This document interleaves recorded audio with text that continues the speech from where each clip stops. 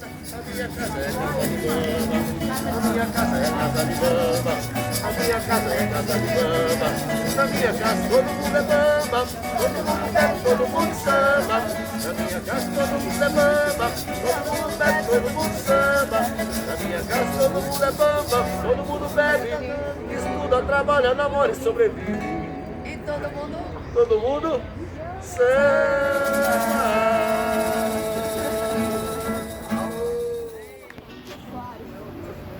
Adoro tanto a minha.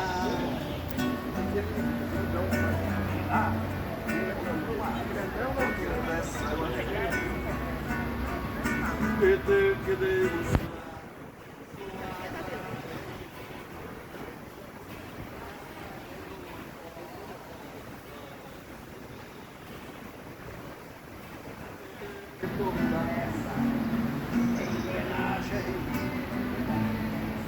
Já sentem a ferrugem.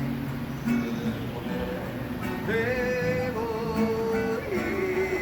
eu, devaneado, povo marcado e povo feliz.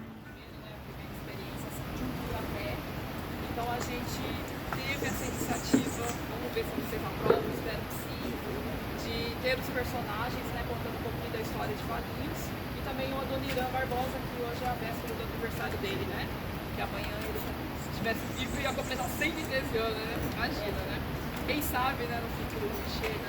Bom, então eu convido vocês para estar embarcando aí nesse projeto. Agradeço a presença de cada um no dia de hoje, nessa manhã de sábado aí. E depois no final nós vamos também ter o sorteio, né, pela pulseirinha, pelo nome que vocês assinaram ali no livro. Só recapitulando como que vai funcionar esse roteiro. Então o Bambino vai contar um pouquinho sobre a história aqui na estação. Logo após também o Adoniran. Depois vamos seguir todos juntos pelo tour pela cidade. Vamos fazer a primeira parada no memorial ali do imigrante. Vai falar um pouquinho sobre a GECI. Logo após a gente vai seguir pela 7 de setembro. Vai falar sobre um pouquinho do grupo escolar, que foi ali que ocorreu. Tudo junto, direciona para a rua Antônio Carlos, passa pelo Clube de Mães, volta um pouquinho, sobe o Largo de São Sebastião, fala um pouco sobre o largo, fala sobre o padre Bruno Nardini, que tem um busto ali no centro, né? E finalizando com um tour guiado na matriz de São Sebastião, tá? Ali vocês vão falar, conhecer um pouquinho sobre a história da construção, como que foi feita, como que iniciou essa construção, que hoje é uma das matrizes mais bonitas da região toda, né? E pode ter certeza que hoje vai ser um dia que vocês vão levar conhecimento na bagagem aí. Espero que vocês gostem, tá? Muito obrigada. Vou só uma de palma para vocês. Quando a gente bate palma, a gente emite energia positiva. Quero que vocês levem essa energia para o passeio de hoje. Vamos? Vamos lá, pessoal. Pode me acompanhar, por favor.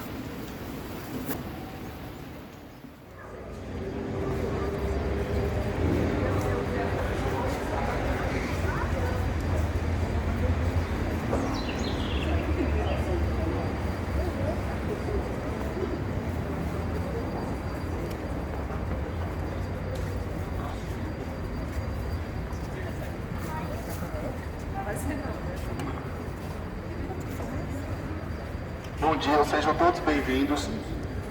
Uma curiosidade, vocês são de Valinhos? De onde vocês são? Todo mundo aqui de Valinhos? Valinhos, Campinas. Da onde? Campinas também. Legal, sejam todos bem-vindos. Hoje a gente vai te contar um pouco da história, como que se iniciou a nossa cidade. Como a grande maioria sabe, né, pessoal? O pessoal de Valinhos era distrito de Campinas. Faz 35 anos ele já passou. E foi feito por questão de segurança esse túnel. Esse primeiro túnel, tem um segundo túnel que passa de um bairro para o outro, né? Mas esse túnel aqui, que passa de uma plataforma a outra, ele foi pela questão da segurança. Porque quando tinha muito fluxo de trem e pessoas, fica complicado. Então eles fizeram para essa questão de segurança. Eu peço que a gente vá sem pressa, com calma, observando. Eu vou sempre estar atentando a alguns detalhes que às vezes no nosso dia a dia acaba passando despercebido. Tá ok? Então vamos tentar manter o grupo sempre unido. Se alguém tiver alguma dúvida e eu souber responder, vai ser muito legal, pois não? Eu só queria aproveitar, né, Sou José Luiz Martini, do CMMA, né, Conselho Municipal do Meio Ambiente. Parabenizar aí o pessoal, né, que está fazendo esse evento. Espero que venham outros, né? E também sou da Associação dos Engenheiros, né? E sou engenheiro de alimentos. E eu queria só lembrar, né, que a primeira estação de 1872, ela ainda está ali. Está ali, a gente vai observar, muito legal. E a ideia, né, também seria que a gente fizesse um movimento, né, para que a mesma restauração que foi feita aqui, né, também fizesse lá. E lembrando também que as mercadorias que saíam daqui, né, eu morei muito tempo onde é o Buenos Aires aí, né, a família Martini, que se instalou aqui em 1932, meu avô Abraão Martini, né. E nesse caso, daqui saía paralelepípedo, tá certo? Os locais que iam fazer esse calçamento em São Paulo, muitas ruas que são calçadas com pedras assim, em alguns lugares. Também é um outro monumento que a gente está querendo preservar, né, aqui em Valinhos. Depois veio o café, né, que também tinha os galpões de café que foram destruídos aí nessa duplicação, né? Muito café.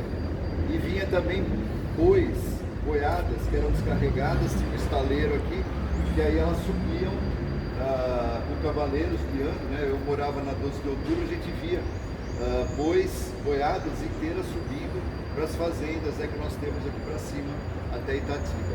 Acho que é importante, né, relatar isso no momento, né, que a gente está vivendo de reforma, né, do plano diretor, onde muitas dessas belezas, né, que nós temos estão ameaçadas pela expansão urbana que está se pretendendo. Então assim, desculpem, né, mas muito bem colocado, é legal, né, que quem está aqui, quem é de Valinhos, né, se intere, né, também dessa situação para ajudar a gente a preservar nessa riqueza que é Valinhos, né, e região como um todo. Sim, e complementando a questão da preservação, aqui também nós temos o Museu do Pazinato, onde ele foi criado em 1996 e ele tem cerca de 1.200 peças, onde essas peças ajudam a contar a história da nossa cidade, como que ela se iniciou, algumas ferramentas que eram usadas na época, vestimentas, entre outras coisas, que é muito importante a gente estar cultivando isso para as futuras gerações estarem aprendendo e enriquecendo cada vez mais e mantendo essa tradição de relembrar sempre o nosso passado. Perfeito? Vamos indo com calma, mas toma cuidado para não dar na parte amarela, pessoal, que não é muito alto, mas se cair pode machucar, por favor.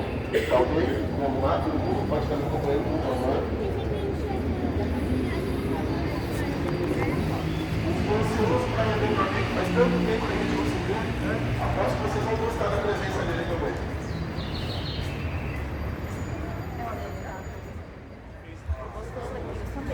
Tira os vídeos. Pode tem no centro budista.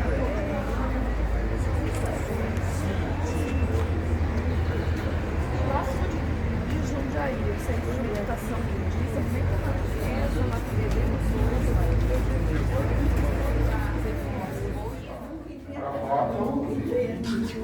Pessoal, ele acabou de transmitir a falta da frequência que era utilizado, que não existe mais hoje em dia, né? Que hoje em dia existem outros meios de locomoção. Mas é muito legal para reviver a história. Muitas pessoas, avós, pais, nossos chegaram a passar por este túnel, tá ok? Ele não é original, vocês podem ver que tem lâmpadas, muitas outras coisas que não tinham na época. Tá ok? Vocês estão ouvindo esse som? Sim. Acho que meu ouvido está aberto, então vamos lá. Campinas, Jaguariúna, Campinas sai lá de fazendo todas as estações certas, Campinho, conhece o Moropeso, mas não sabe. O Moropeso é uma pizzaria. E eu tenho muito aí na história.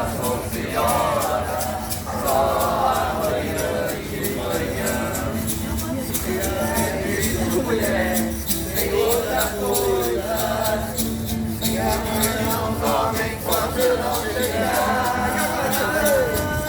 Sou filho único, tenho minha casa pra olhar, não posso ficar, mas tenho um minuto com você.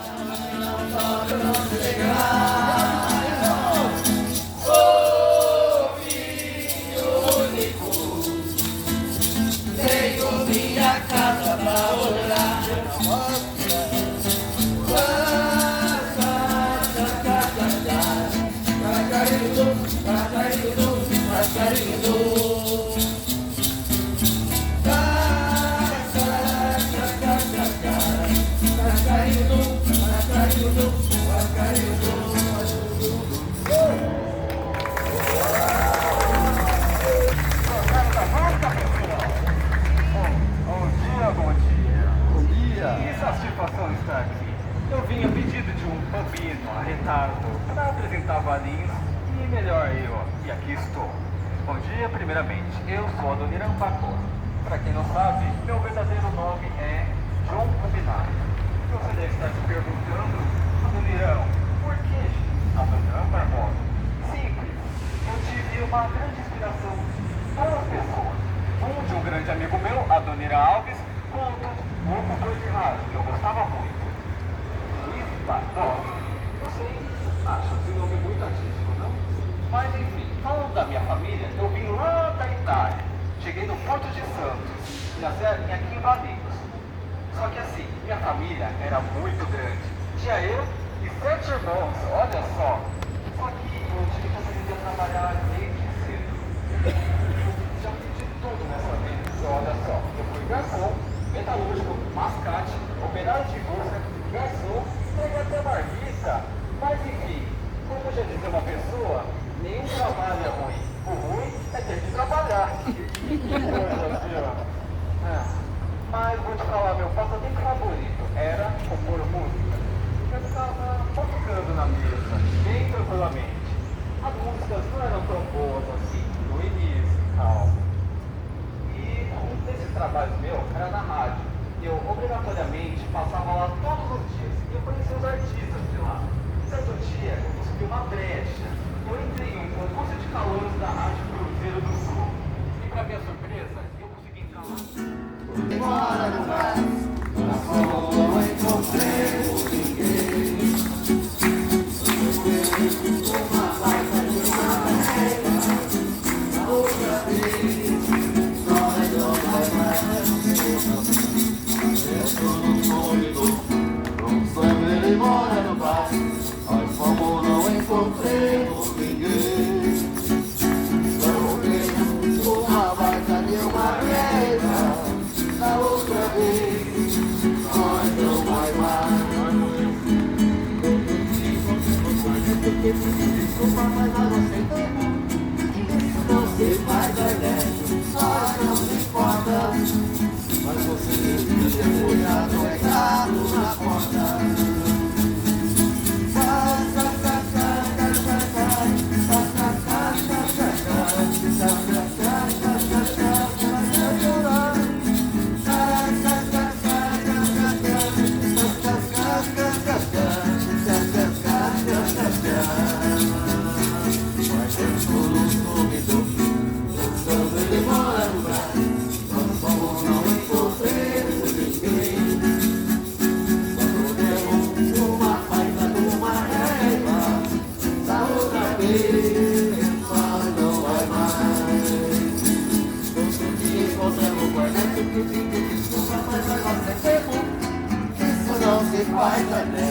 Mas não se importa. Mas você devia ter ponhado o recado na porta. Oi, turma, não deu pra esperar. A duvido, isso não faz mal, não tem importância. Assinado em cruz porque não sei escrever. Arnester.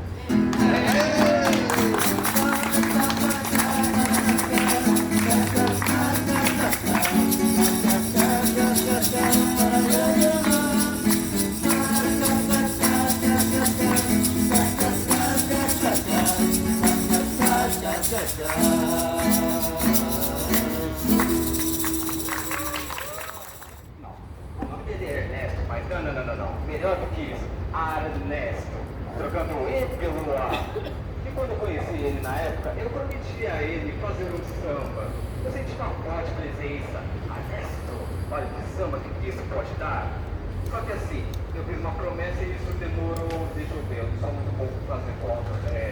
1, 2, 17 anos depois. Antes tarde do que nunca. Só que assim, quando ele ouviu essa música, ele não acreditou, ele até chorou a primeira vez que ele falou. Só que assim, primeiro vieram as lágrimas, e depois a raiva. Porque ele não entendeu porque eu escrevi a música daquele jeito. Como que pode? O Ernesto deu cano na Adoniran, não se pode fazer isso. Mas que coisa, viu? Mas assim...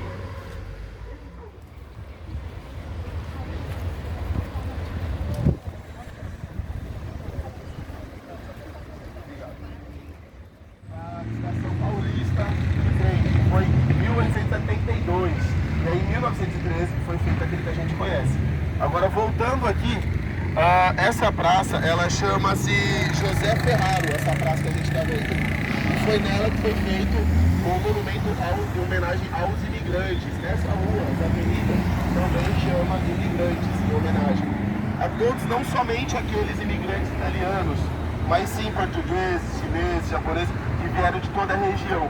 Por que esses imigrantes acabaram focando aqui para a nossa região de Valinhos? Qual foi o grande motivo? Um dos motivos maiores foi a facilidade pela linha férrea. Outro motivo também foi a questão da guerra, foi 1900 e pouquinho, 1913 também nessa época. Outra questão, em 1888 também foi a abolição da escravatura, então precisava-se de mão de obra. Tinha-se muita terra, porém não se tinha mão de obra. Então, unidade de pessoas que estavam saindo de suas terras, já trabalhavam com a parte agrícola, né, que já tinham costume agrícola, de virem aqui para o Brasil, terem oportunidade de emprego, espaço e para estarem trabalhando. Foram muito bem acolhidos pela nossa região na época. Então foram vários motivos que chegaram às circunstâncias que nós temos hoje. Então foi a abolição, foi guerras, foi pela falta da higiene, do que a gente conhece hoje em dia, né? Que é o saneamento, né? Não tinha naquela época, então consequentemente havia muitas doenças virais, muitas coisas naquela época. Então em grandes grupos de pessoas que viviam juntas acabavam tendo este problema. Um dos problemas, né? Então, contando um pouco sobre esse monumento, agora nós vamos contar um pouco também sobre a história da Unilever, que foi muito importante. E ela está completando 113 anos. 113 anos, é bastante tempo também, né, pessoal? Como que começou? O veneziano José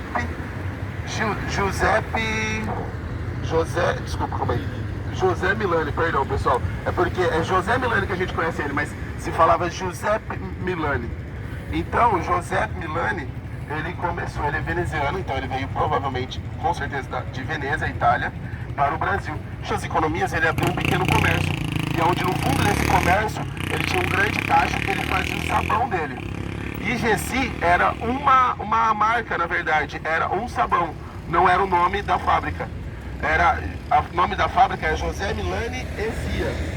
Era o nome da pequena comércio que ele tinha, da comércio de secos e molhados que tinham aqui na época. Não se falavam da forma que a gente conhece hoje. E uma outra curiosidade, como a linha férrea ficava aqui, a ideia inicial era fazer a parte de moradia, que a gente consegue encontrar ainda hoje na Vila Santana, que tem várias casas bem antigas ali.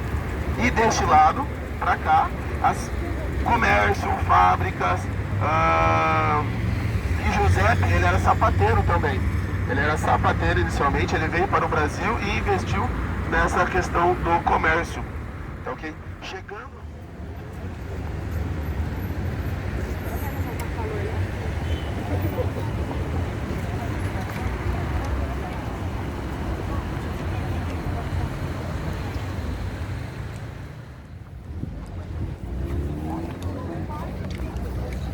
Adoniran, para um pouquinho aí. Sabe lá atrás, quando tava pra todo mundo?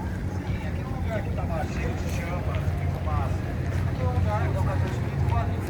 Pra quem não sabe, é muito barulhento aqui. Pra quem não sabe, lá antes funcionava uma antiga fábrica de cerâmica.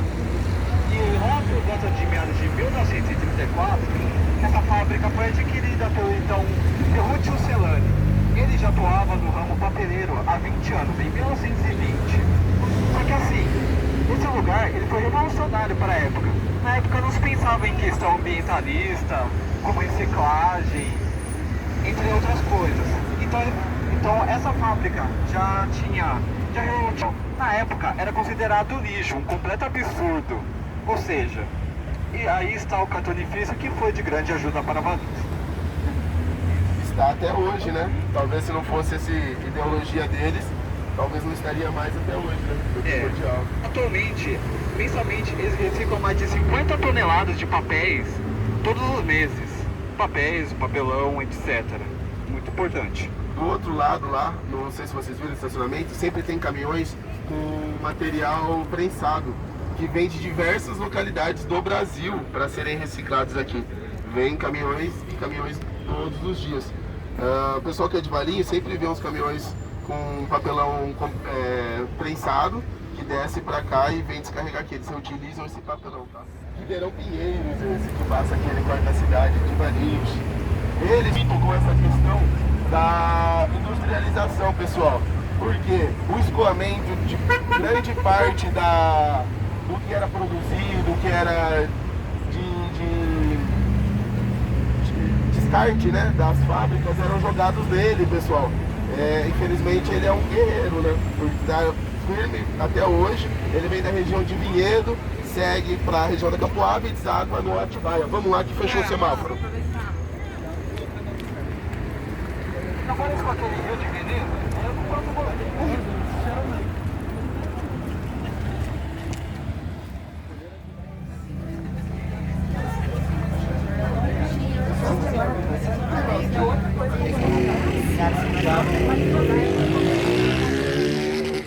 Primeiro grupo escolar de Valinhos. São diversas salas de aulas espalhadas pela região de Valinhos. Mas eles tiveram o intuito de pegar um prédio e juntar todas essas salas diversas em um único prédio. Foi onde que é a Magazine Luiza, pessoal. É um grande prédio com diversas salas dentro desse prédio. E aqui deu origem ao Alves Aranha. Ele saindo daqui, quando aqui começou a ficar pequeno para a época, né? Eles mudaram para o prédio que é conhecido como Alves Aranha hoje em dia. E Alves Aranha, Antoniazzi, outros nomes de escolas foram em homenagem aos professores que lecionaram nessa primeiro grupo escolar de Valinhos. E onde que, em homenagem a eles, foram nomeadas as escolas aqui de Valinhos, uma forma de homenagear. Foi as primeiras pessoas que se entusiasmaram com este projeto de lecionar e fazer grupos escolares quase como nós conhecemos hoje em dia, né? Com formação, com tudo bonitinho. Bem legal também. Essa rua que nós estamos é a 7 de setembro, pessoal. É um nome bem forte que praticamente todas as cidades têm sua 7 de setembro, né? Em homenagem.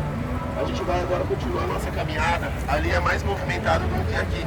Nós vamos fazer uma parada ali no meio. Tem um ponto já estratégico. Peço que vocês fiquem o mais junto possível, tá bom? Vamos lá.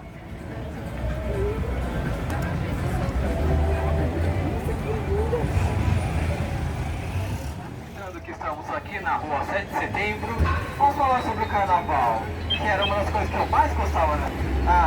Era repleto de carros alegóricos, desfiles de escolas de samba e, é claro, minha parte favorita, tacar confete em todo mundo! Não, não tem confete. Tinha as guerras, né? Muitas guerras. Sim, muitas guerras de confete. Mas enfim, falando sobre o carnaval, na época ele não era patrocinado e nem orientado pela prefeitura. Então ficava sobre cada um ficar com seu carro alegórico, bem como os enfeites e confetes.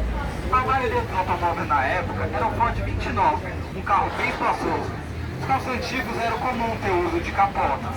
Capotas essas que eram abertas e abaixadas para o público, proporcionavam um estilo muito bonito para o público.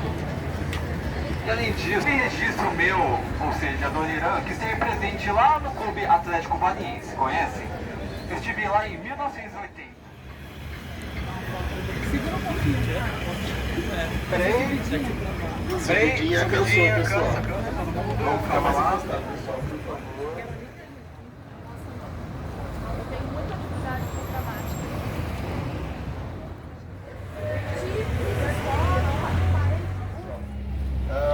Vou deixar agora com a Dona Irã, que ele vai contar um pouco da história deste prédio, de toda essa estrutura. Esse prédio bem bonitão aqui funcionou como a primeira delegacia de Valinhos. Em 1910 esse prédio foi inaugurado. E também o Clube de Mães existe há mais de 50 anos, enquanto a sede aqui está há 31 anos. Mas assim, é um prédio bem rústico e bonito, não? Preste atenção para a janela. A janela aqui no caso ficava do lado de fora. E na época isso simbolizava riqueza. Cuidado do carro. Para vocês terem, o Clube de Mães está aqui. Eles fazem diversos tipos de bordados e artesanatos em geral. Vale a pena conferir. Nós vamos ter a oportunidade hoje de ver um pouquinho mais o trabalho. Todo o material aqui é artesanal, pessoal. Essa aqui é o diferencial, correto? É isso mesmo. Seu nome, por favor? Como? Linda. A Linda vai levar nós hoje para conhecer um pouco do espaço. Ela trabalha aqui e ninguém melhor do que ela para contar um pouco do que eles fazem, como que eles fazem. A partir da história a gente consegue contar. Tem pessoas, meus avós, pessoas mais antigas contam que ficava uma viatura aqui na lateral também estacionada. Então o estacionamento, vocês viram o carro saindo? Faz parte do prédio, a gente vai conhecer melhor. E ficava. Então é uma curiosidade da cidade muito importante. Pela questão do que? A infraestrutura da cidade necessita de delegacia, necessita de hospitais, de diversas prefeituras, a gente vai conhecer, Câmara Municipal, contar um pouco da história, como que tudo se começou. Tá ok? Então eu convido vocês a entrarem. Aqui é um ambiente bem gostoso. Podem vir, por favor, fiquem à vontade. Isso, a gente contou pra eles. Ah lá, só pra confirmar, a Linda tá falando da delegacia que era aqui mesmo. Né? Vamos entrando, fiquem à vontade.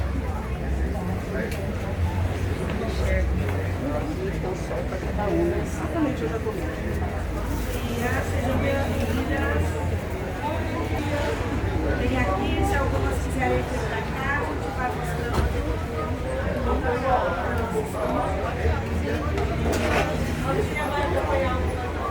Só que elas gostam mais de virar não vem, porque tira mais. Ah, mas é bom também. É bom, mas...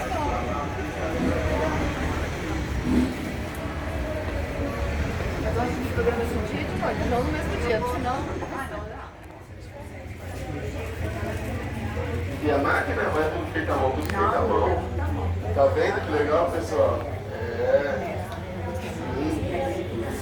artesanal. Vamos vir nesse espaço aqui, pessoal. Também tem um espaço muito legal.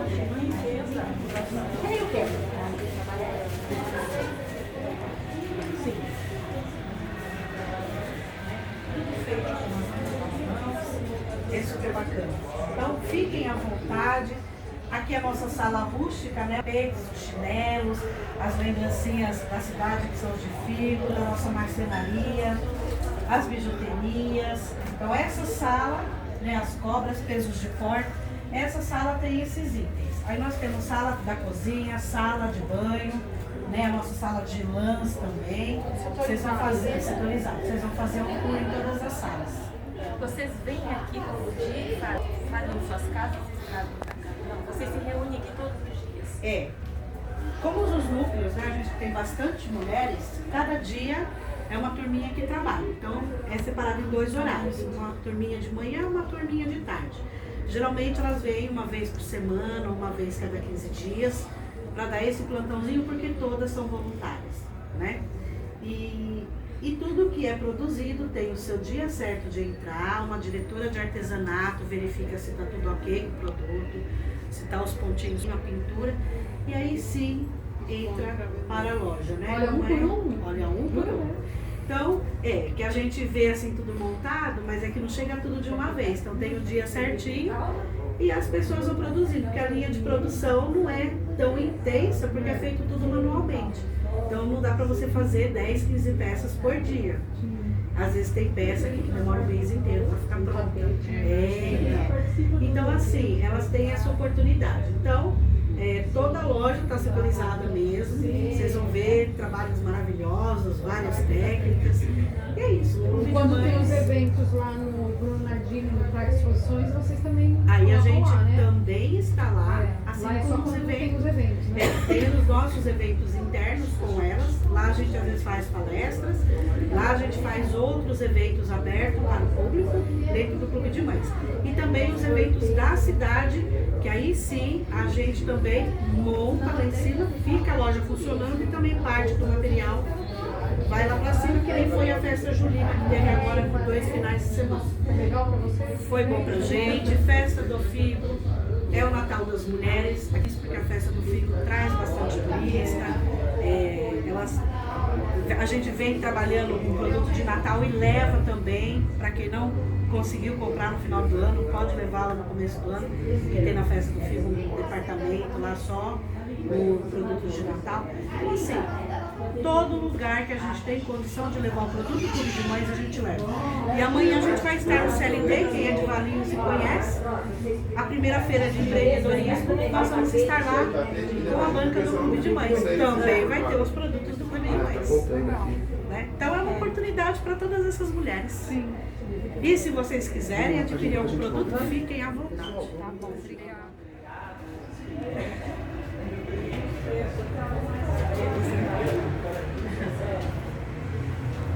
Na história também conta que a primeira delegacia de Campinas foi feita em Valinhos. Não sei se é exatamente essa, mas eles fizeram a delegacia de Campinas em Valinhos. Isso ajudou também a Valinhos se destacar, a ter mais renome.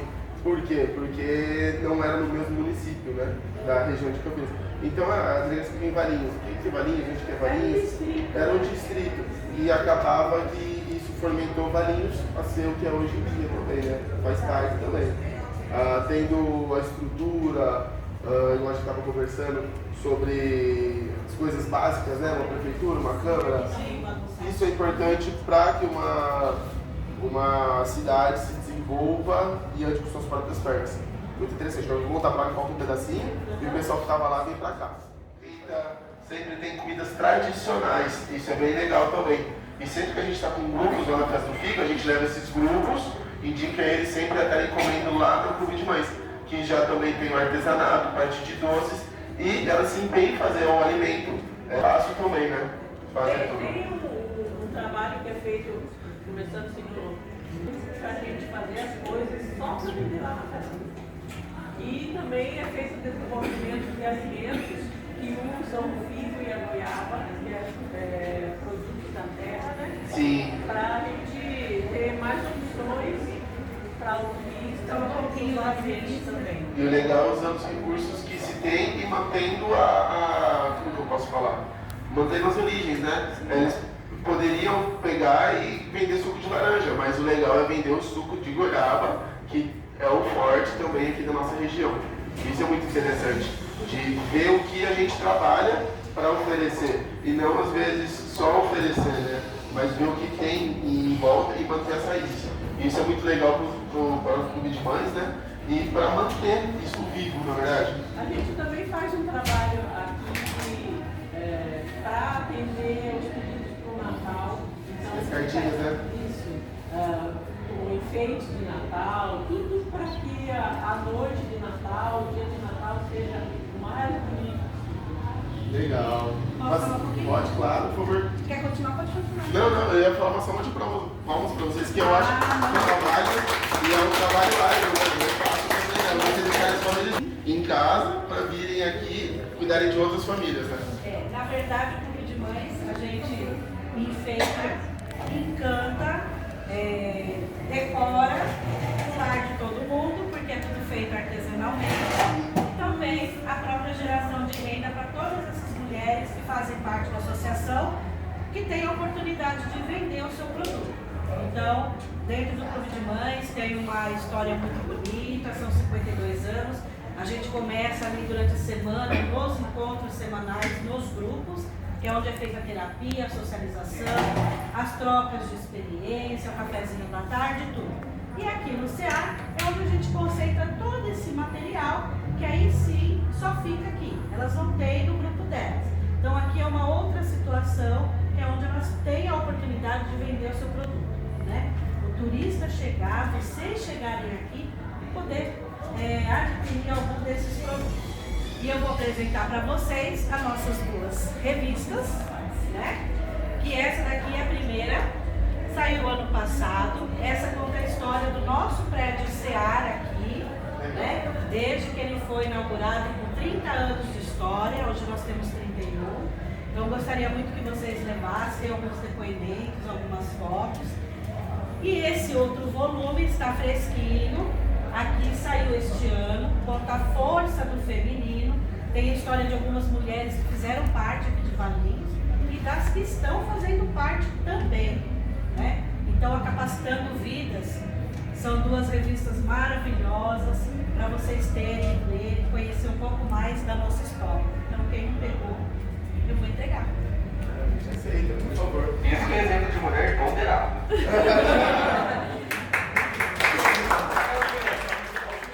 Que é Marilene Santos, Ulisses Porto e da Thaís, nossa jornalista também. Eles estão à frente da revista e a gente está aí na luta para fazer o terceiro exemplar, se Deus quiser. E vamos ver qual vai ser o tema, mas a gente está correndo atrás disso. Então aqui tem uma riqueza muito grande, então vale a pena. E aqui também tem algumas fotinhos de algumas das nossas mães que fazem parte da associação. Então é bem legal vocês adquirirem e conhecer um pouquinho. Meu nome é Patrícia e hoje eu sou atual presidente aqui da associação. Né? Então qualquer coisa, vem falar comigo. Se alguém quiser auxiliar, ser voluntário, parte. Mas é nos grupos da casa dela. É porque eles foram tudo falar em casa também, tem festas. Provavelmente. Já teve mãe? Assim, a Patrícia era assim, a chefe era tinha grade. Que levou uma vez assim. E assim, tem umas gerações aí, tá? Aí a gente precisou colocar grade na traseira dela. Não tinha. Essa Era a grade questão do aqui, vidro que ele comentou, né? As outras a gente precisou colocar depois, porque a gente Foi só confirmando o nosso pensamento. Olha que legal, pessoal, aproveitando, ela só está reforçando o que a gente já havia contado em questão dos vitrais, né? Como que é explicar a questão? E não tinha grade. Os vidros da época ficavam lá do lado de fora, e também isso na época simbolizava a riqueza, não era todo mundo que tinha vidro na época. O vidro é um material muito caro, até hoje em dia, né? Vai comprar um vidro. Se hoje é caro, imagina muitos anos atrás. Que não era fácil de encontrar, né? Então, porque agora essa última vez também, né? Pessoal, todo mundo já. Fechado. Tá lá todo mundo saindo da antiga delegacia, agora é tudo demais, né? Ainda bem que ninguém foi preso. Saiu todo mundo saiu todo mundo intacto. Vamos lá? Vamos dar continuidade. Todo mundo foi considerado inocente, meus parabéns. Só vamos deixar reunir todo mundo, pessoal. Ainda falta algumas pessoas. Nós podíamos ter saído por aqui, né? Eu acabei nem pensando na hora. Na reta da estação. A estação tinha fotos já de Ângelo Lourenço Pazinato, onde tinha tipo um exemplo de um corredor de árvores que levava até São Sebastião. Então todo esse daqui era o coreto que saía da estação, subia até na frente da matriz. E era uma parte bem arborizada. Existem imagens hoje, até hoje em dia, né? Que ajudam a reviver a história. E isso aqui tudo era a entrada que ligava tanto da estação quanto para a igreja.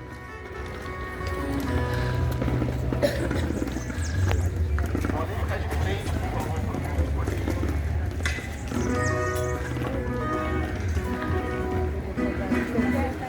Vai tirar uma foto? Eu tô querendo filmar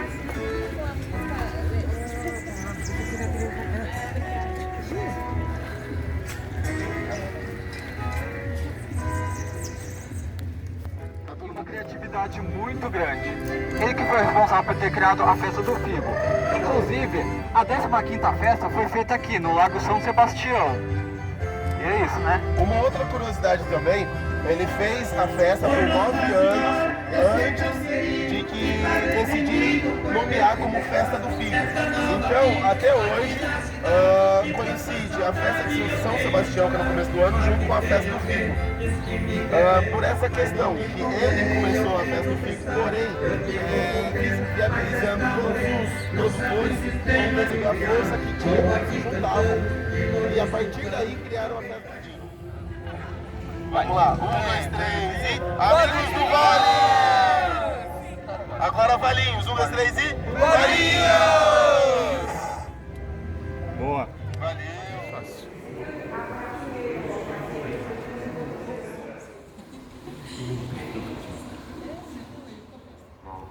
Melhor, gente. Exatamente. Tem umas 4 missas ainda para celebrar esse final de semana. Então dizer, né, que também sou novo aqui em Valinhos, eu e o Padre Marcelo mudamos para cá recentemente. Nós moramos aqui, inclusive no Largo São Sebastião, tem a casa paroquial, que tem a frente tombada, né? É também um edifício histórico aqui da cidade, né? Então dizer que eu acho que essa iniciativa é excelente, né? E a gente quer apoiar a associação nesse sentido, né? De fazer essa parceria e colocar a igreja à disposição. Então, como vocês sabem, nós estamos concluindo o restauro, né? Está praticamente pronto, agora é mais questão de limpeza, e a gente até agendou, eu de primeira mão para vocês, uma missa com o nosso arcebispo, dia 25 agora de agosto, a gente vai fazer uma missa de ação de graças pelo término do restauro, né? Eu imagino, e para nós a alegria, né? A conclusão dessa etapa importante, mas eu e o Padre Marcelo, que estamos aqui há tão pouco tempo, a gente já tem um amor tão grande por essa igreja, que é realmente uma beleza, né? Do ponto de vista da arquitetura, né? Dos vitrais maravilhosos. Nós também estamos aprendendo um pouco sobre a história da igreja neste tempo aqui. Inclusive nós convidamos o Sr. Tite, que vai estar aqui com vocês, e ele que vai dar uma explicação melhor da igreja. Mas só eu gostaria de indicar algumas coisas, né, com relação à igreja. Os vitrais, preste atenção nos vitrais, né? Muita gente vem para a igreja e às vezes não olha com tanta atenção os vitrais, né? Mas do lado aqui direito dos vitrais conta a história de Cristo, desde o nascimento até a sua morte, né? E do outro lado os vitrais contam a história do padroeiro, que é São Sebastião, né? O seu processo de conversão e também o seu martírio, né? E além disso a gente tem as rosáceas, né? Que são lindas. A gente está até restaurando uma que quebrou o miolo dela na parte interior, vai ficar pronto nas próximas semanas. Mas as rosáceas têm referências à própria cidade, né? Com temas ligados ao figo, à uva, né? Então ela representa um pouco isso a respeito da nossa cidade. Mas a rosácea maior que tem lá na frente da igreja é o Espírito Santo. E essa igreja foi projetada, para vocês terem uma ideia, né? Pensada até mesmo nesse sentido, que ela está voltada ao sol nascente. Então quando a gente celebra a missa aqui às 7 horas da manhã, o sol, né, entra pela rosácea e reflete no presbitério, que é onde fica o altar.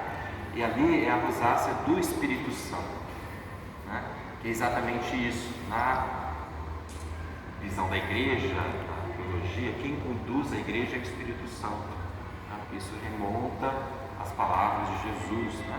Que depois de ressuscitado, sopra a comunidade dizendo: recebei o Espírito Santo, né?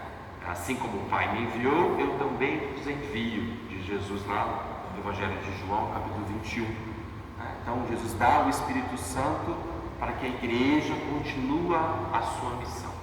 É por isso que temos a rosácea do Espírito Santo lá, né? E que através dela que entram os raios do novo dia, lembrando o Cristo ressuscitado, e a igreja, então, o Espírito Santo que conduz a igreja, né? Que faz realizar os sacramentos, que reúne as pessoas na assembleia em oração. Esse é um detalhe, né? Por exemplo, dessa igreja, que às vezes pode passar despercebido, que as pessoas às vezes não sabem, mas para dizer que toda a composição dessa igreja, tudo tem sentido, né? Não é aleatório, né? Outra coisa, por exemplo, é o fato de ter 12 colunas. Vocês vão observar, 12 colunas em referência clara aos 12 apóstolos, né? E por quê? Porque os apóstolos são considerados a coluna da igreja, né? Jesus escolheu entre os seus seguidores 12 para enviar em missão, né? E os apóstolos, então, são para nós, né, os sucessores de Cristo, né? E hoje os bispos na igreja, para nós, eles são os sucessores dos apóstolos, né? Então eles têm a função de orientar e de guiar a igreja. Então, as 12 colunas é essa referência aos 12 apóstolos, né? Uma coisa para lembrar também, que eu acho importante aqui na igreja, que ela evidentemente foi construída antes da renovação da liturgia na igreja. que aconteceu em meados de 1960, né, com o Concílio Vaticano II, que foi o último grande concílio da igreja. O concílio reúne bispos do mundo inteiro para decidir coisas importantes da igreja, certo? A gente tem reuniões regulares da igreja, mas nunca mais tivemos um concílio como esse, de 64. E mudou. Uma das coisas que a gente lembra, que as pessoas mais lembram dessa mudança, foi que a igreja rezava em latim, a missa em latim. Né? O altar, então vocês vão ver que o altar mor e dois altares lateral, um do Sagrado Coração de Jesus, o outro de Nossa Senhora, era o altar que rezava a missa, e podia rezar até ao mesmo tempo, às vezes, né? E o padre ficava de costa para a igreja e oferecia o sacrifício em nome da comunidade a Deus. Né? Mas o Vaticano II buscou voltar às origens da igreja. E as origens da igreja, a Eucaristia é ceia do Senhor, lembrando Jesus da última ceia. Então, por isso que reformulou para voltar às origens. Então, o altar, aí foi colocado o altar à frente, o padre não mais fica de costa para o povo, mas tem ali a mesa, o altar e a mesa da palavra, que são as duas mesas importantes, e todo mundo deve se sentir ao redor dessa mesa como uma ceia, como uma refeição, como essa mesa. Estamos ao redor. Então, por isso que o altar passa a ser o centro novamente da igreja. Mas para lembrar que a arquitetura dessa igreja, ela foi pensada antes dessa reforma. Que este altar foi colocado posterior, certo? Mas no sentido de, claro, a gente não vai modificar a estrutura tão bonita dessa igreja, nem tirar os altares mortos ali, que faz parte da história, né? E são também muito bonitos, né? Mas foi ressignificado, digamos assim, esses altares, né? Então, eles não funcionam, evidentemente, mais como altares. O altar lateral agora, a gente tem preservado o Santíssimo Sacramento, que é o altar do Sagrado Coração de Jesus, né? Então, lá a gente guarda a Eucaristia, que tem o sentido de levar para os doentes, né? E também para a oração pessoal, né? Que na nossa identidade católica, a Eucaristia é a presença do próprio Cristo ressuscitado no meio de nós. Vou contar uma coisa, essa coisa de internet, né? Que as pessoas às vezes sem conhecer, e às vezes até por maldade mesmo, vou dizer assim, né? Então esses dias tive um comentário na internet dizendo: o padre tirou Jesus do centro do altar, né? E colocou do lado. O que a pessoa estava fazendo uma crítica, né? É que na verdade, por uma mudança, que o sacrário que ficava atrás do altar, no altar mor, de fato nós transferimos para a capela lateral, onde é a capela do Sagrado Coração de Jesus, né? E fizemos isso por quê? Primeiro, porque a igreja dá mesmo essa possibilidade, e depois do Vaticano II, a igreja recomenda que tenha mesmo uma capela para oração pessoal, e que ele não fique mais no presbitério, né? Em algumas construções antigas, precisa construir uma capela que vai desfigurar, então é permitido deixar lá, né? Mas como nós temos a lateral aqui, nós achamos por bem ser transferido para ficar essa capela do Santíssimo, né? Mesmo porque quem preside antes ficava de costa para o sacrário, né? E não fazia sentido isso, né? Mas de modo algum a gente tirou Jesus do centro da igreja, nós tiramos o sacrário e colocamos nessa capela lateral para favorecer a oração pessoal, e de fato muitas pessoas se sentem mais próximas, né? Ali na capela do Sagrado Coração de Jesus. Mas para dizer que também na concepção da igreja do Vaticano II, não é o sacrário o centro da igreja, embora ele seja importante, evidentemente, mas é o altar o centro da igreja, a mesa da palavra, da Eucaristia, porque também é só quando tem a missa que é consagrado com o vinho é que tem a reserva eucarística. Sem a missa, nós não teríamos a reserva eucarística, né? Então, às vezes as pessoas há uma inversão das coisas, né? Mas não, a missa para nós é o centro da nossa vida, né? Essa refeição sagrada que a gente faz memória da vida de Cristo, né?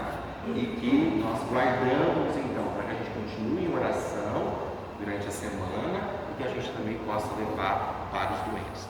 Vocês vão perceber que a gente até colocou uma faixa ali do lado do sacrário, quando a gente fez a mudança, com as palavras de São Agostinho, que explica exatamente isso, né?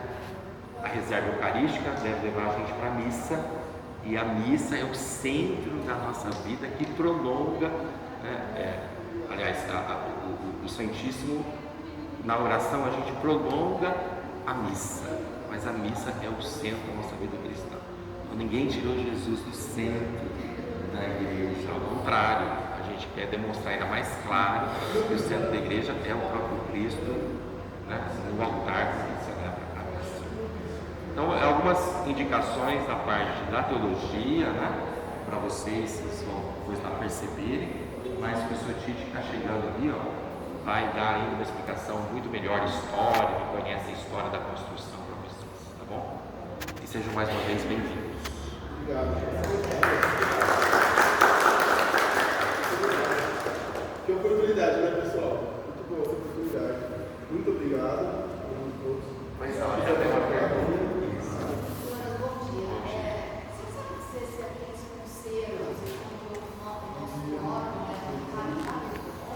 Está retomando. A Ana Carolina, que é organista, responsável pela música aqui, né? Nós temos várias missas que o órgão tocado, coral, ainda em funcionamento, né? Mas a ideia é retomar, sim, os concílios. Eu sei que ela está programando junto com o grupo, que envolve outras pessoas, outros organistas, né? Mas a gente quer retomar os eventos agora com o restauro, né? Pronto.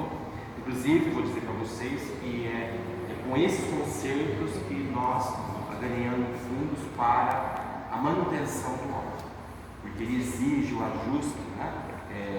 Ideal todo ano, no máximo cada 2 anos, e é bem caro esse ajuste, né? O curso técnico vem do Sul, inclusive, ligado à empresa que construiu, né? Passa uma semana aqui, toda a estadia e tudo mais, mas para dizer que esses concertos, inclusive, mantém o nosso órgão, que é uma beleza. Né? Se alguém tiver uma outra pergunta, questão. Pedir que vocês acompanhem, até para ter informações, a nossa página no Instagram, né? São Sebastião Valinhos. Lá que a gente tem divulgado os eventos da nossa paróquia, né? Então, para terem atualizados aí, uma boa dica de informação do que está acontecendo na paróquia. Obrigado. Meu pai me chamava de Negrinho, depois ele me chamava de Negrite, depois virou Tite. Então é assim que eu te conheço, igual o treinador da seleção. Vocês me ouvem bem? Sim. Tá legal. Então é o seguinte, olha, esse prédio aí, da rua José Milani, ele pertenceu a um senhor que se chamava Samuel Fragoso Coimbra.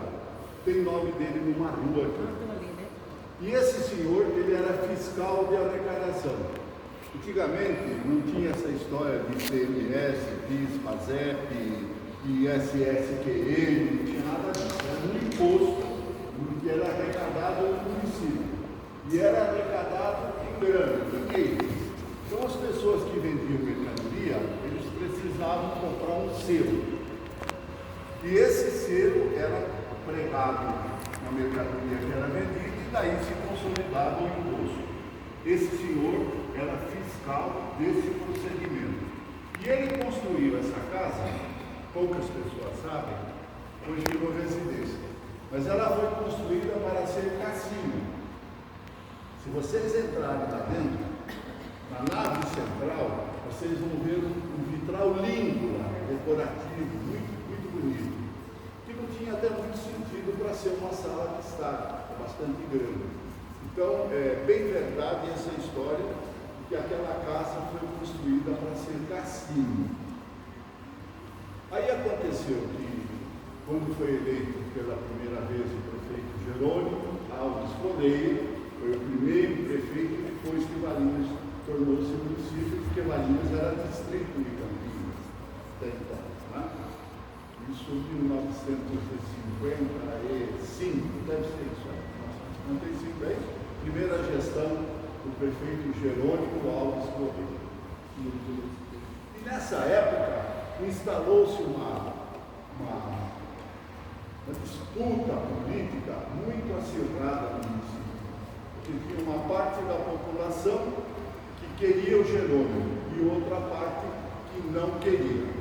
Então, quem queria o Jerônimo eram as pessoas tidas como mais simples, pessoas que trabalhavam talvez assim serviços mais pesados, e outras pessoas importantes também que gostavam muito do procedimento do Jerônimo. E outros que eram cidadãos mais velhos de Valinhos, alguns até com certo poder financeiro, apoiavam uma pessoa que se chamava José Espadácia, que morou aqui, no ladinho da igreja, perto do ladinho.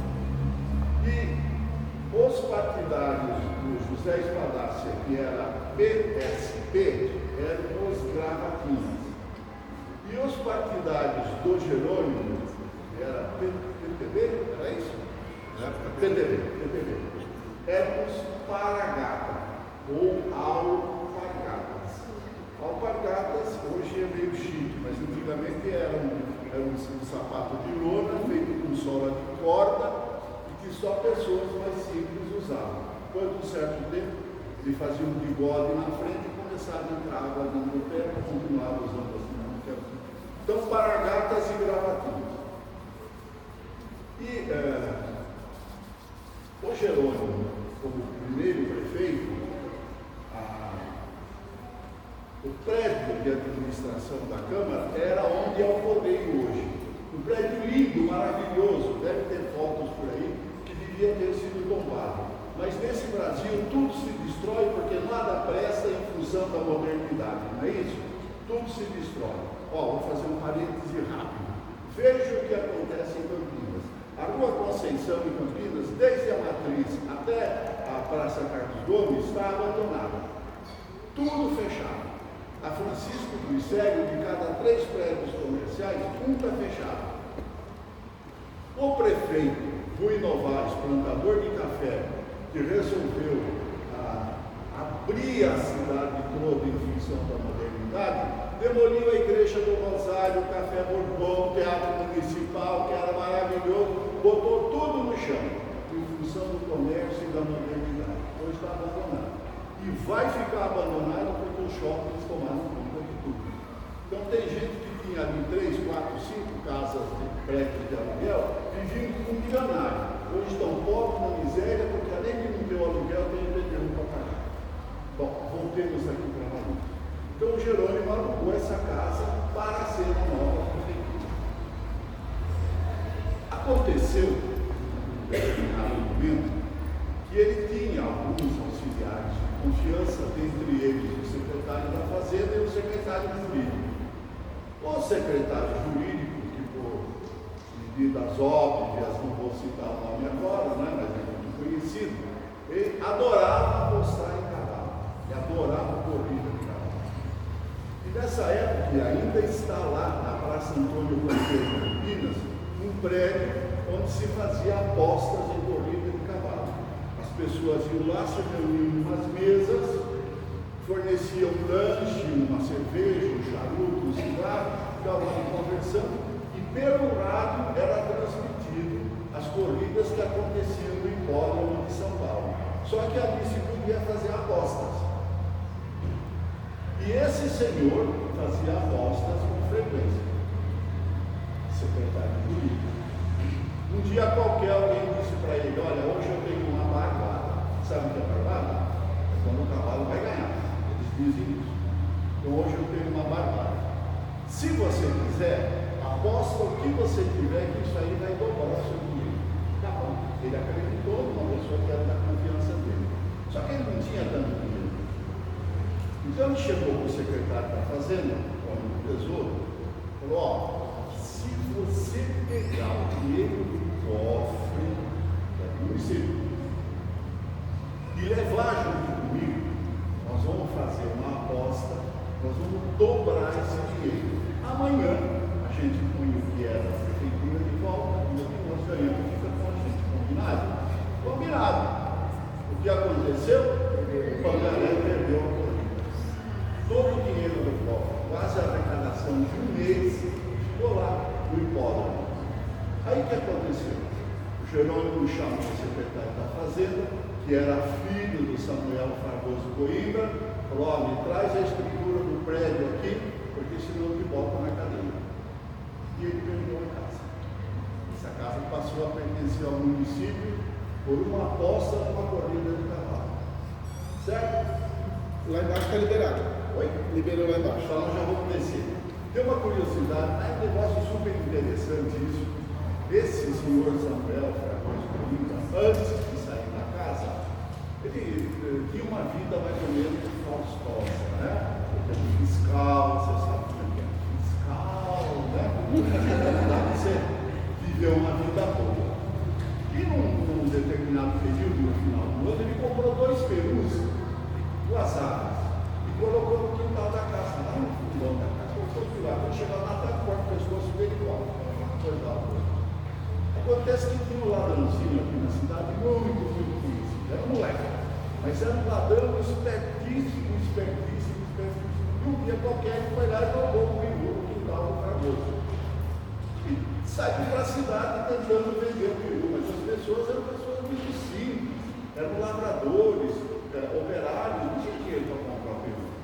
Alguém falou, olha, a única pessoa que pode comprar o peru aqui é o Samuel. Não sabia que ele tinha roubado. Ele foi lá e bateu na porta, e a senhora do Samuel atendeu. Falou, olha, eu estou com um peru aqui, eu preciso vender o peru, fazer um dinheirinho, comer ainda. Ela falou, olha, quanto você quer? Tanto, está aqui. Tem 2 no quintal meu, põe lá junto. Ela levou, eu descobri que essa história é verdadeira. Cuidado ao descer a escada de pessoal. Não precisa nada, mochila.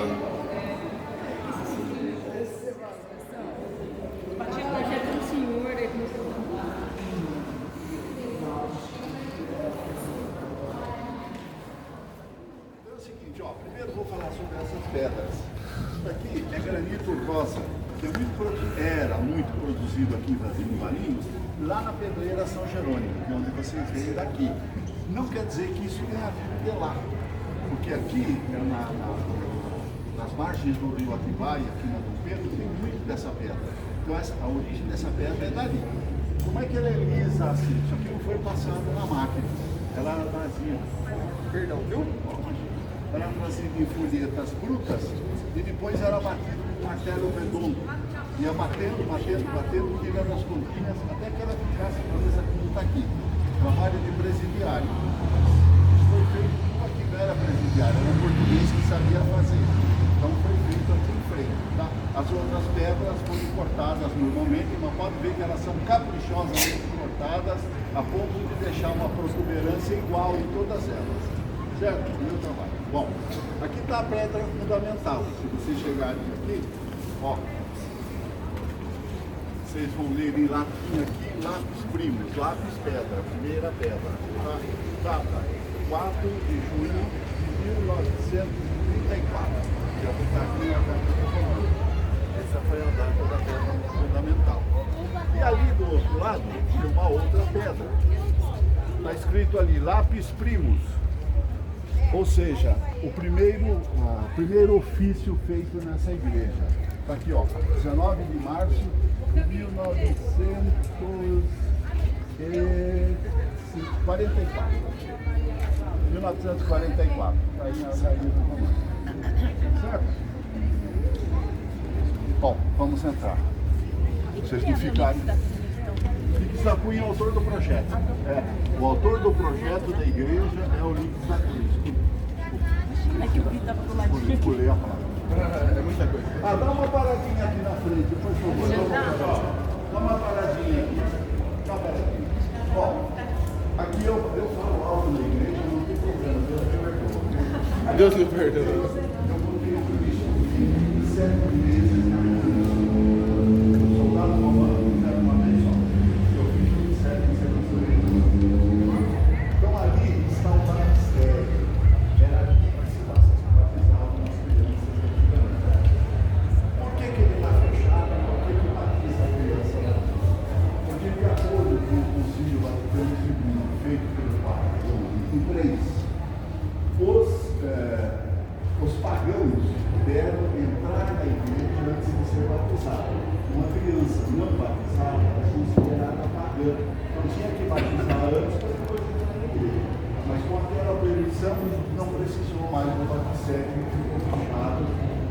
religiosidade, o batismo de Rio Lázaro, São João Batista está lá, porque todo mundo sabe qual era a função dele, né? Ele que batizou Jesus Cristo. A imagem de São João Batista. Aqui está a subida para o coro, ou a subida para a torre dos sinos. Sinos depois eu falo, tá? Vamos então acomodar ali.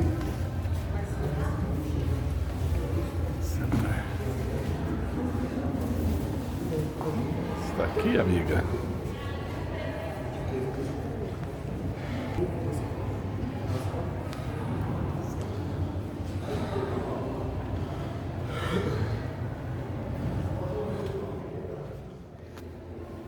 Ela obedece duas ordens: românico e germânico. Românico, ela tem a configuração prédio que se construía na Roma antiga, usado para reuniões, para banhos. Né? A Roma tinha muitos prédios construídos para atender a necessidade da população. Quando era exigente, queria viver bem. Ele se matava, mas se tivesse vivo, ele queria viver bem. Então, as basílicas eram destinadas ao conforto do cidadão romano. Então, esta nave, ela tem a configuração de uma basílica. Então você tem aqui a nave central e lá embaixo você tem duas naves laterais. Essas duas naves laterais, elas se encontram num espaço que se chama transepto, ou seja, a travessia. Tá? De acordo com a ordem românica de construção, a ventilação da igreja se faz através das rosáceas. Deveria ser, mas trancaram as rosáceas com fio. Isso, em qualquer basílica romana, inclusive na Itália, vocês vão encontrar igrejas em que as rosáceas estão abertas. Chove dentro? Chove. Cai folha dentro? Cai. Cai pó dentro? Cai. Põe limpa, não tem problema. Mas se você entra na igreja, ela está fresquinha. Esta daqui, se você trancar a igreja cheia de gente, o pessoal começa a transpirar e passa mal, porque não tem ventilação, entendeu? Aí liga ventilador, dia de casamento, desmancha o cabelo do pessoal, todo mundo acha ruim, né? Mas deixa aberto lá. Aliás, vou falar isso para o lado. Abre pelo menos aquele espaçozinho do centro, isso aqui age como uma chaminé. Puxa o ar fresco de fora e leva para cima e refresca e ventila o espaço. Então, a nave central está construída em estilo românico. Mas nós temos aqui o estilo germânico, que é para lá no sentido. Essas volutas, elas não são românicas, elas são de estilo gótico. Então, essa igreja, ela obedece uma mistura, arquitetônica. É românico e gótico. Por exemplo, de acordo com a ordem de construção românica deste prédio, ela não deveria ter torre, e sim um campanário aqui do lado. Isso é que a ordem obedece. Porém, quando disseram isso para os cidadãos invadidos, falaram: não, eu não dou dinheiro para a igreja se não tiver torre, tem que ter torre. Então vamos colocar uma torre.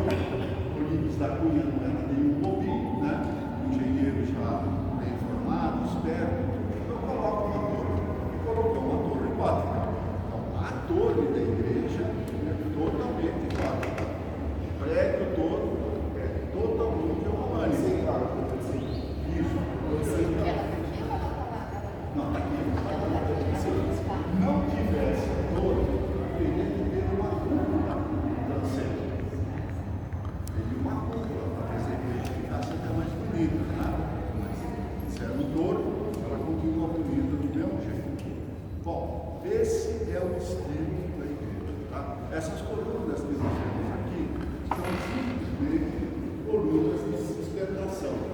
Porque em toda e qualquer obra de arte da antiguidade e até na Renascença, as colunas obedeciam às ordens de construção pegar, que era dórico, jônico e coríntico.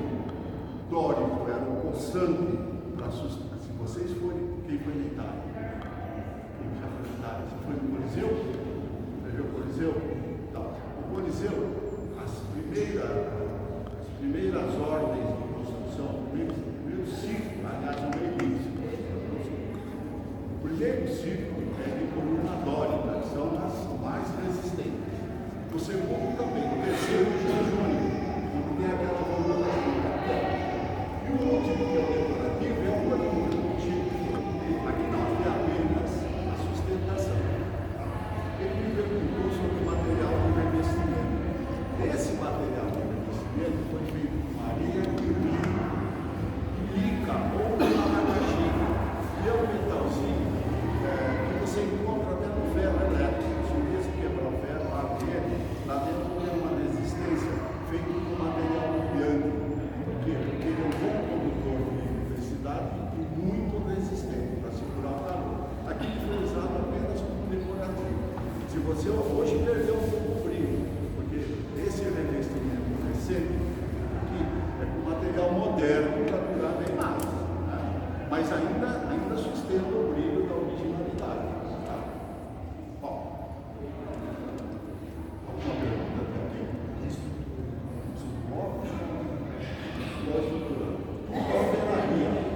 Tudo alvenaria. Isso aí era erguido num bloco, depois era esculpido no cincel, porque não tinha maquita ainda. Então, o cincel era esculpido a parte de alvenaria e depois revestido no reboco. Estaria faltando, não é faltando, mas faltando, ou os vitrais do nosso seis processos, ou aqueles espaços. Referente às colunas? Não, referente aos vitrais. Tá vendo que a gente tem dois espaços sem vitrais?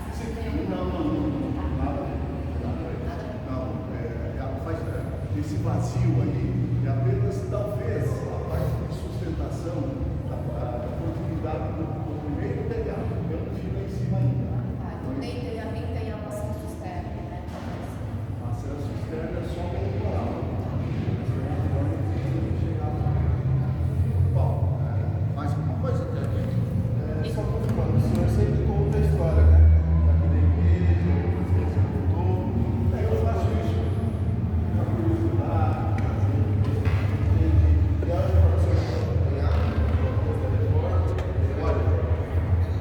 Eu tenho 82 anos, acredite. E eu frequentei a escolinha primária ali na Cândido Ferreira, que é um prédio da igreja. Porque o grupo escolar, numa época, não conseguia mais abarcar todas as crianças. Então, contratou alguns prédios. Um deles é um prédio na rua Cândido Ferreira, bem próximo da padaria Fidal, era uma escolinha, ali. E eu fui acompanhar os andões aqui da construção. Estava ainda em alvenaria, não havia investimento, podia ter mais ou menos 7 mil anos ou 9. Era um negócio muito perigoso, porque as tábuas já estavam com fogo, levou muito tempo para construir. Então eu brinquei com o andante, e a igreja sem alvenaria, e a igreja chegar pelos ciclos, e estou vendo a igreja lá fora. Fiz parte disso, porque eu fui um dos eventos que começou a festa de São Sebastião aqui, que reestruturou a festa de São Sebastião, que estava perdida. A festa do Filipe nasceu na festa de São Sebastião. Lá, pelos anos 1900, havia uma festa de São Sebastião. Hoje a gente fala sobre ele. Depois virou festa do Filho daqui em 1944, por aí. Certo? Então eu vi todo esse processo. E o senhor viu a montagem do órgão também? Vi. Foi feito por um holandês, técnico de montagem da órgão. Vamos lá. Esses 4 primeiros vitrais. Muita gente olha para esses vitrais e tem a minha intenção, ideia. Esses 4 vitrais contam 4 momentos muito importantes da vida de São Sebastião. São Sebastião, para quem não sabe, ou Sebastião,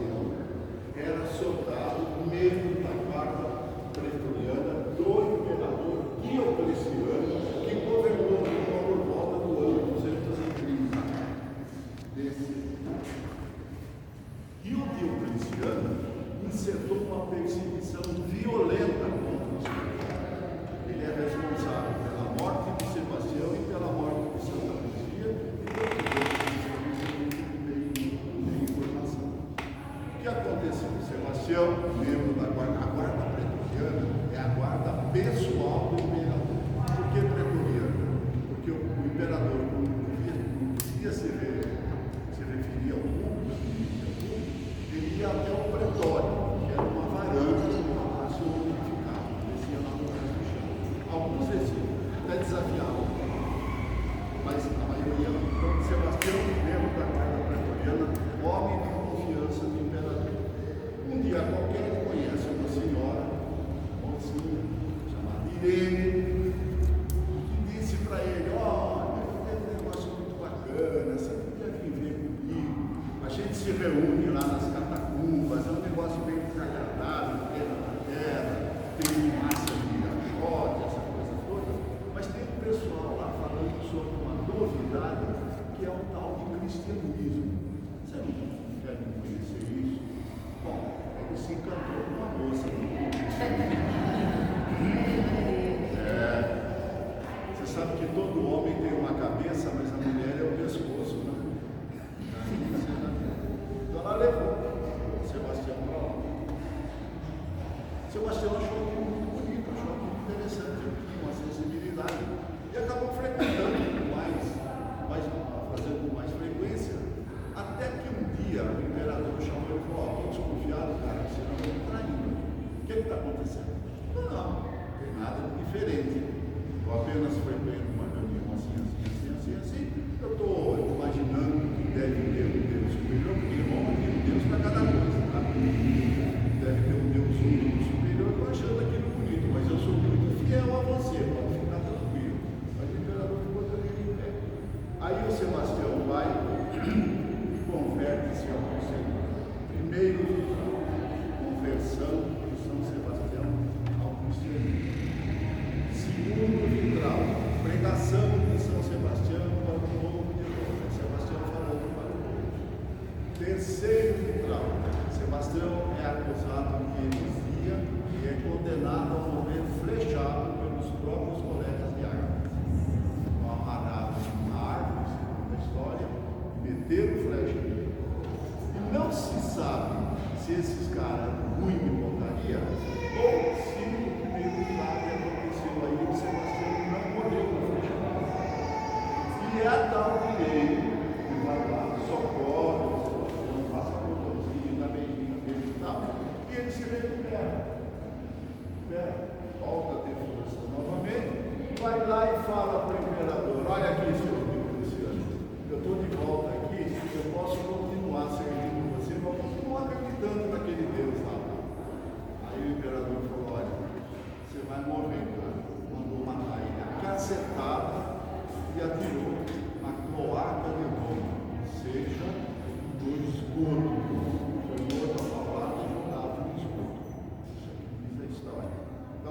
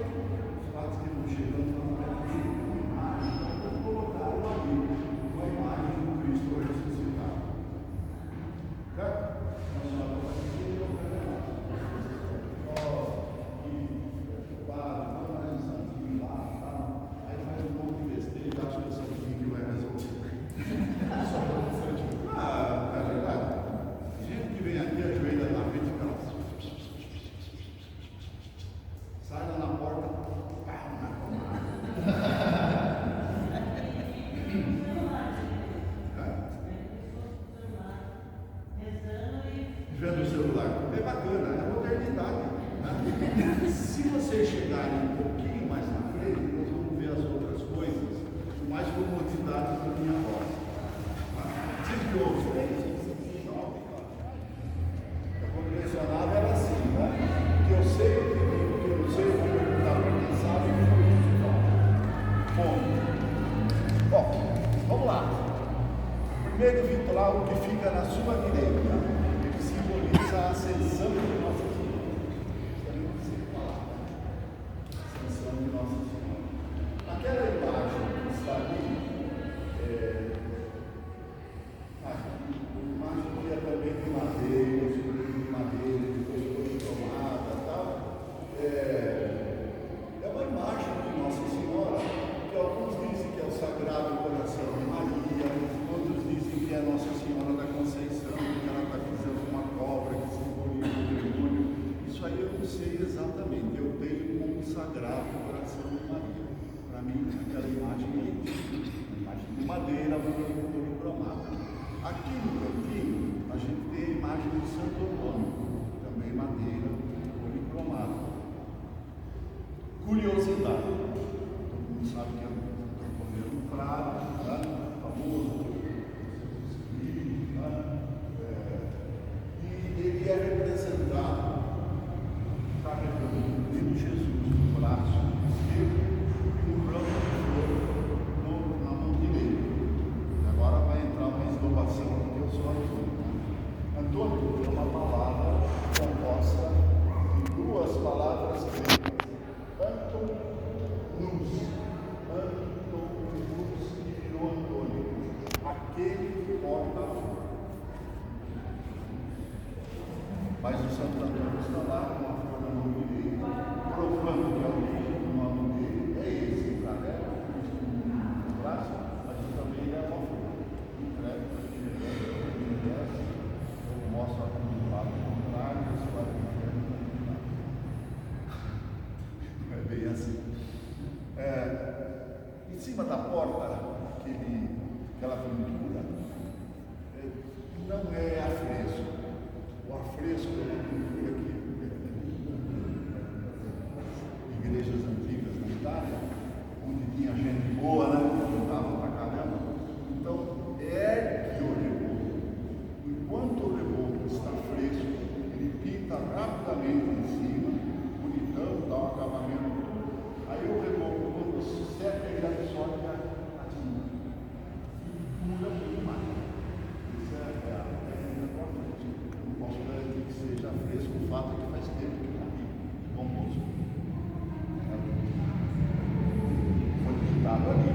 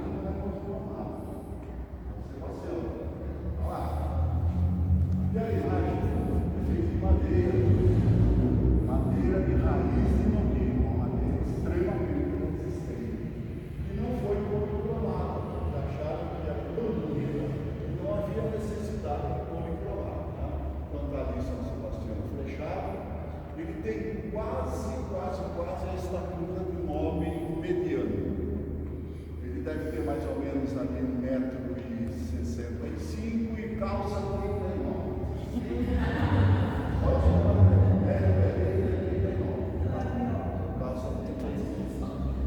Aquele altar é o altar maior da igreja. Tá?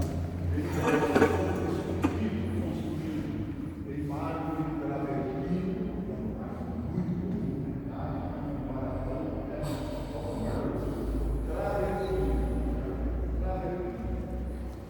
e ele foi doado por um antigo fazendeiro aqui da cidade, que era dono daquela região onde fica o Sanssouci, aquela fazenda Sanssouci, e a outra condomínio que fica para cima, reserva, fazia tudo parte da fazenda que era desse senhor, que era um fazendeiro que estava muito rico.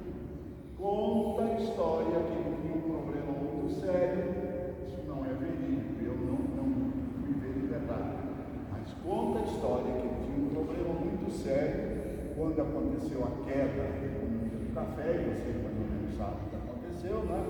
Ele ficou meio pobre de uma hora para outra, e ele teria feito uma promessa doando esse altar, mas essa promessa não deu muito efeito, não, porque qualquer coisa deu uma bala na cabeça.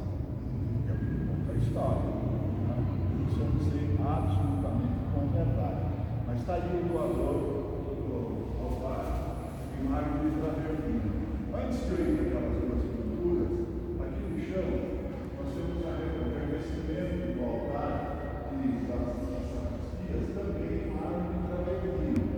Se vocês observarem, o piso ali é de retângulos de travertino, um pequeno retângulo no centro, mármore travertino também, que era o padrão usado nas antigas basílicas romanas. Se você for verificar aquelas basílicas antigas de Roma, preste atenção no piso, que a forma de fazer o piso era aquele retângulo pequeno retângulo de centro. Quadrado nisso. Então até isso tiveram cuidado de fazer. O que mais aqui? Tá. Alguém saberia dizer o que são aquelas duas pinturas?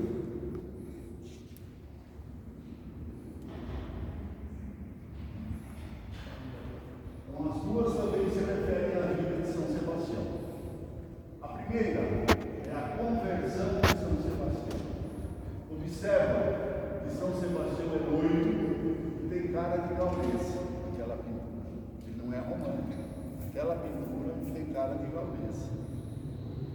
Porque existe uma dúvida muito grande se esse Sebastião teria nascido em Milão ou em Narbona, na França. É uma corrente que diz que ele nasceu em Narbona, e outra corrente que diz que ele nasceu em Milão. Só que na época em que ele nasceu, Roma era tudo aquilo. Roma dominava o mundo antigo todinho. E a França era a Gália. Então, de acordo com aquela pintura, provavelmente o Sebastião era gaulês. Loiro, né? Gaulês.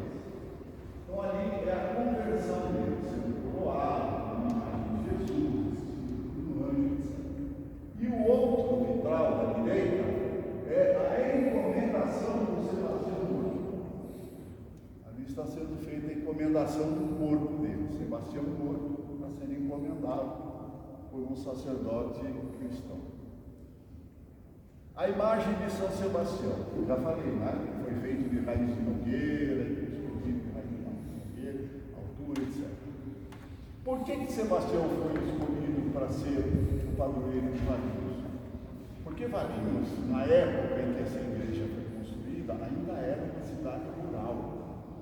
Então, as pessoas, os imigrantes que para cá vieram, com a queda do café, a quebra da Bolsa de 1929 em Nova York, deixou muita gente pobre, principalmente os fazendeiros do café do Brasil, porque aqui havia uma monocultura. O fazendeiro do café plantava um pé de café até na porta da casa dele. E quando ele queria comer alface, ele ia pedir para o italiano, lá, aí ele pedia alface, se ele não pudesse no mercado comprar. Não tinha essa visão. Então a monocultura levou todo mundo à falência. Por que eu estou falando isso? Sebastião é considerado protetor das causas perdidas, protetor dos grandes acidentes, das grandes ocorrências. Sebastião é considerado protetor disso. Não quer dizer que ele faz milagre, nada disso. Aí a pessoa fala, você acredita naquela imagem? Não acredita coisíssima nenhuma. Estou aqui dentro da igreja, eu não acredito coisíssima nenhuma imagem. A imagem representa um cristão exemplar. E de alguma forma ou outra, deixou o exemplo. Agora, se ele faz milagre, se você acredita que ele faz milagre, que ele pode interceder junto de Deus para uma causa sua, o problema é seu. Pode ser verdade, pode ser mentira. Se você acredita e dá certo, mas ele não é o cara, ele faz milagre. Se tirar todas as imagens da igreja, não problema, tá? Sim? Lá atrás, uma caminha lá atrás nós temos um vitral grande na porta de entrada, que significa o Cristo ou Jesus entre o povo dessa cidade. Ali você vê lavrador, tem um cara de machado nas costas, do lado esquerdo tem um cara de azulzinho, de livro debaixo do braço, deve ser uma pessoa que cuidava das escritas. Então são cidadãos de diversas funções na comunidade, tá? Assistindo pelo Jesus do centro. É aquilo que significa o vitral. Os vitrais em cima, da esquerda e direita, são dois anjos, duas alegorias, cristãs, e lá no centro, outros anjos querubins com as frutas produzidas na cidade. Melancia nunca vi produzido aqui, mas está lá. E ele entendeu que melancia também é. Lá no alto,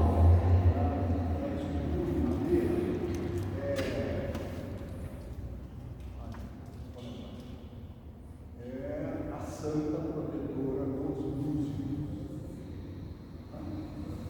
Fala. Santa Cecília. Está na sua cabeça. Santa Cecília, a protetora dos músicos. Então ali está um colchão, uma mesa do centro de Santa Cecília.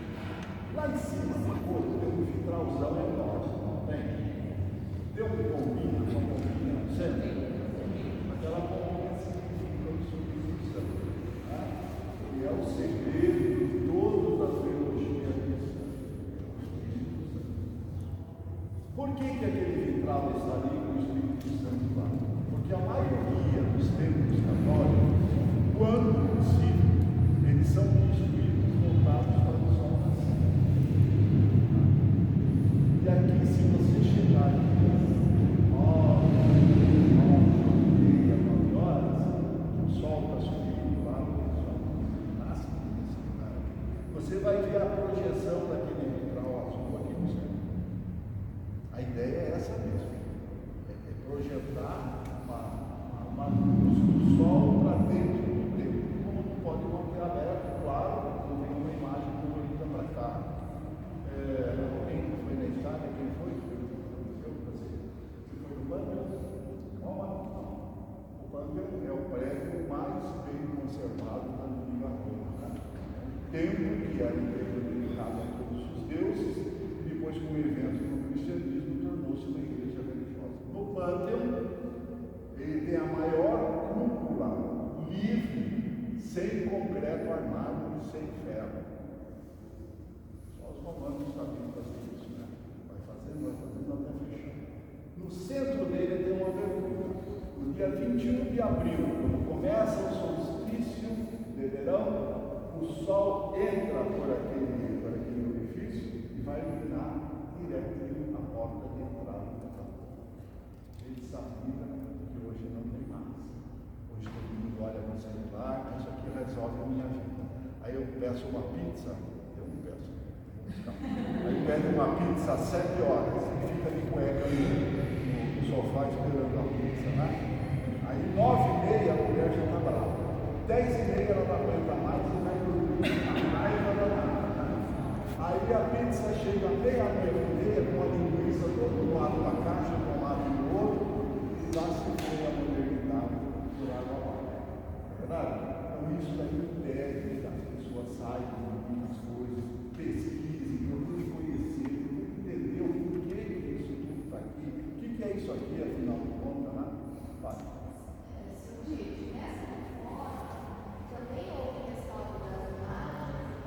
Não. Essa pintura, eu fui 14 anos secretário de Cultura nessa cidade, com 3 gestões.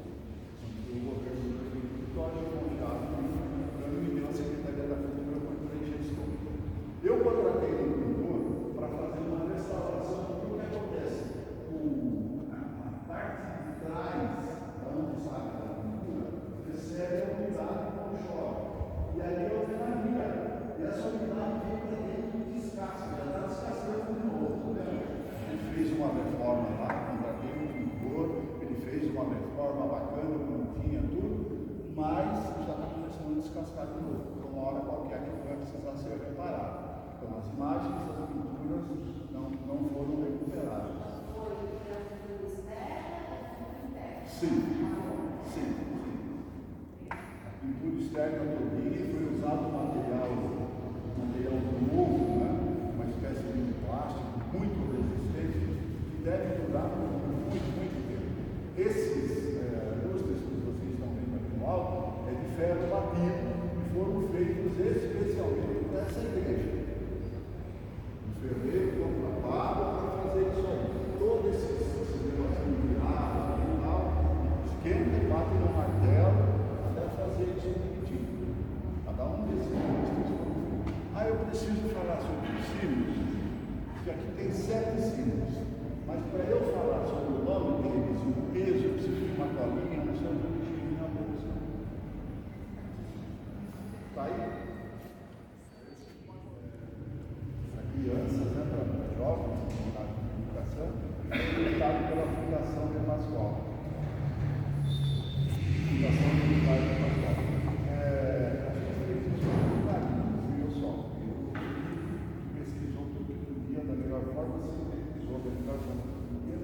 E fizemos aí uma história figurada, não acho. Para a próxima visita, para vocês voltarem e conhecerem. Mas tem aí 7 símbolos. A segunda parte, que a gente faz uma noturna, né, com os outros lugares.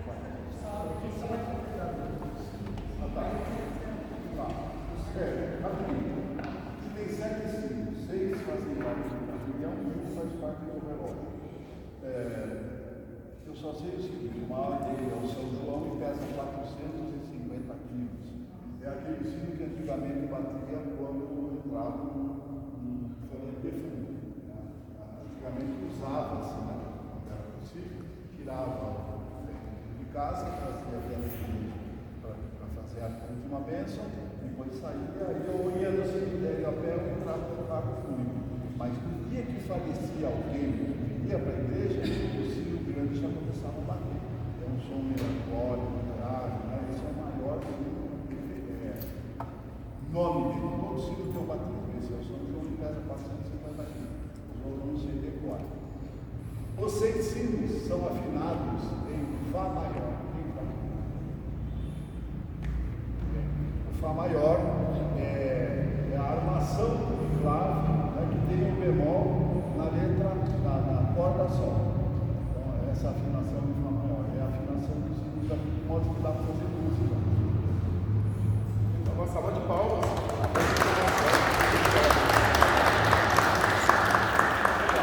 Desculpe aí, né? Cansado vocês, mas muito. Então, esse livro, que ela vai sortear, esse livro também é uma breve autobiografia. Então, vamos aí. Sim. Olha aquela, olha que cabeludo, olha lá. Olha lá. Meu pai me chamava de negrinho. Olha lá, Tem 4 sorteios, cada um de nós vai pegar um papel, tudo bem? Pode começar o senhor então, se a gente vai pegar o papelzinho. Vamos lá, tranquilo. vai lá. Então, esse é o sorteio aqui agora? Você pega um também.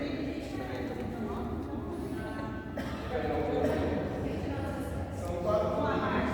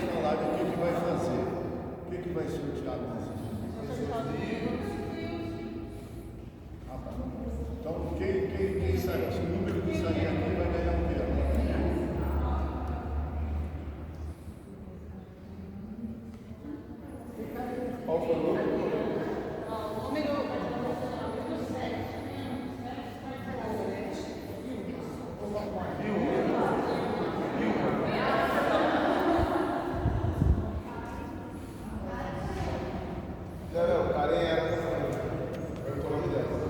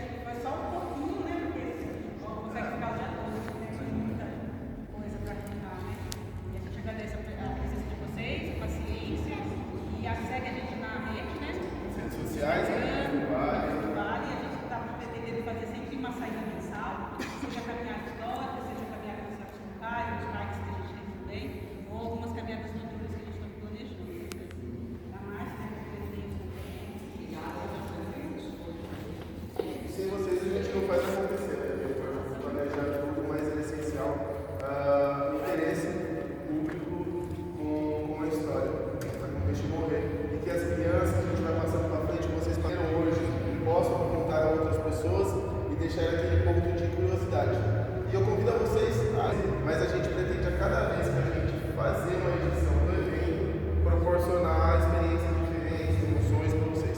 Tá bom? Sem vocês. É uma troca dupla. Muito obrigado a vocês. Antes de encerrar, deixa eu fazer uma proposta para vocês. Estou vendo um grupo discutindo aqui, tá? Um grupo heterogêneo, né?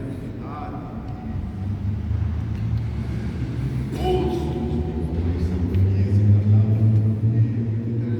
eu escrevi um auto de São Sebastião, uma peça teatral, que dura exato 45 minutos. E eu já ensinei isso várias vezes aqui nessa igreja, inclusive em cerimônia oficial lá. Também e ele acaba servindo uma homilia.